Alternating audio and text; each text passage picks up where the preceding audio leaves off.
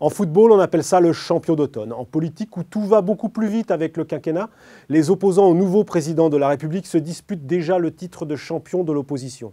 Car tous sont d'ores et déjà convaincus que l'expérience François Hollande va tourner à l'échec. En lice, il y a bien sûr les duellistes de l'UMP, Jean-François Copé et François Fillon. Leur face-à-face pour conquérir la présidence de l'UMP est le premier rendez-vous majeur de l'opposition.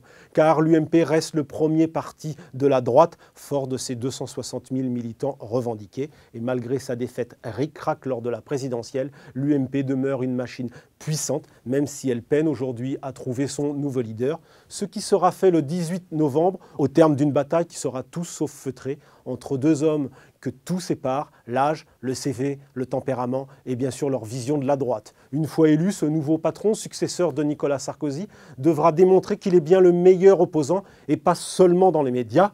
Il devra remporter des victoires sur le terrain, à commencer par les municipales et les européennes en 2014, car sans victoire, pas de perspective pour le nouveau calife de l'UMP. Derrière lui, d'autres visent d'ores et déjà la place.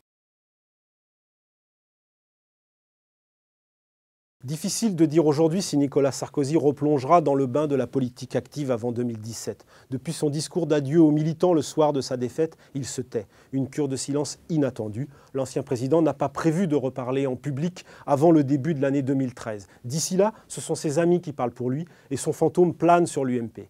Cet été, il a suffi d'un communiqué sur la Syrie pour que Nicolas Sarkozy remobilise toute l'UMP derrière lui et provoque la montée en première ligne de tout le gouvernement et des leaders de gauche comme aux plus belles heures de la campagne.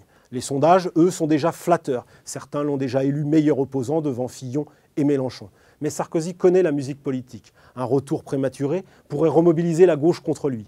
Inversement, s'il attend trop, le successeur à la tête de l'UMP, surtout si c'est Fillon, aura le temps d'imprimer sa marque. Le risque n'est pas exclu de voir la troisième de la dernière présidentielle grimper encore d'une marche. La leader du Front National, qui fait sa rentrée ce week-end, a pris de longues vacances et cela lui a plutôt bien réussi. Absent des écrans, elle a vu sa cote de popularité progresser à 39%, presque au même niveau que Ségolène Royal et devant bien des cadras de l'UMP. Convaincue que sa croisade contre l'euro finira par payer, convaincue que François Hollande ne fera pas mieux que Nicolas Sarkozy, Marine Le Pen prépare déjà les municipales de 2014 et rêve, elle aussi, du second tour de la présidentielle dans 5 ans.